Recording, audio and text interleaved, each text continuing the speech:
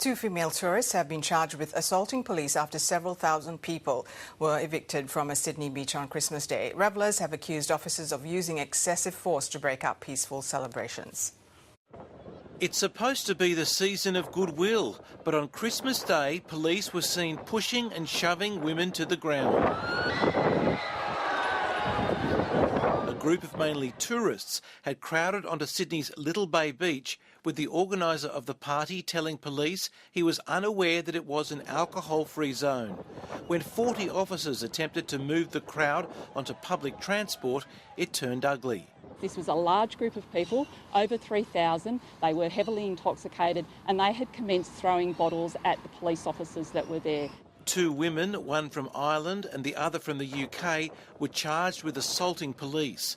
Authorities say the use of force, including pepper spray, was proportionate with the threat the revellers posed. One officer has a cut to the temple in relation to the beer bottle and the other officer was not injured by the bottle. But others say police struck them even though they were cooperating with the order to leave. And they started hitting us with batons and firing tear gas and stuff. A number of tourists were treated at the scene.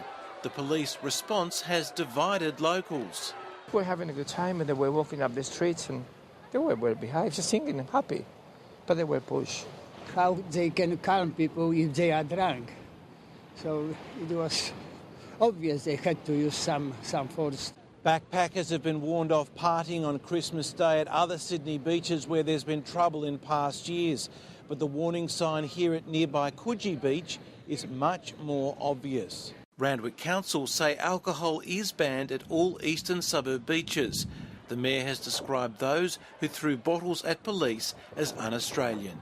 David Spicer, ABC News, Sydney. And in Melbourne, drunk revellers trashed St Kilda Beach as a Christmas party got out of control. Police were called in to clear the area, with the Victorian government now talking up tougher controls on alcohol.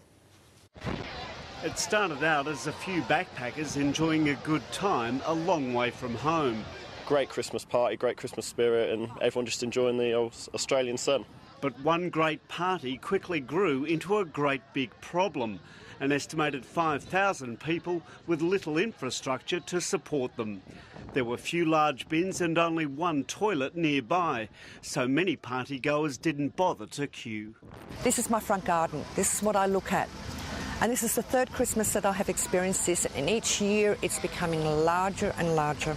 Public consumption of alcohol is banned in St Kilda for the next 2 weeks, but the ban only came into force from 8 o'clock last night. How on earth were Victoria Police going to tell 7,000 people, half of whom were completely cut, that they had to pour their grog away? It was never going to happen. The government says it wants to work with the local council to create better and more manageable alcohol regulation in St Kilda.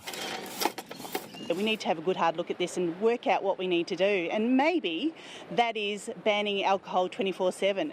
In the party's drunken aftermath, one man was struck by a tram while several people suffered cuts to their feet from broken bottles.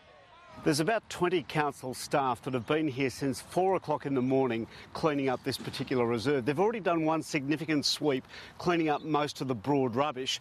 But as you can see, there remains glass everywhere. And it's going to require a lot more man-hours before this foreshore is safe for everyone.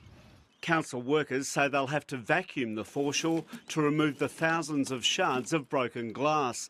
The $18,000 bill will be picked up by ratepayers. Guy Stainer, ABC News, Melbourne.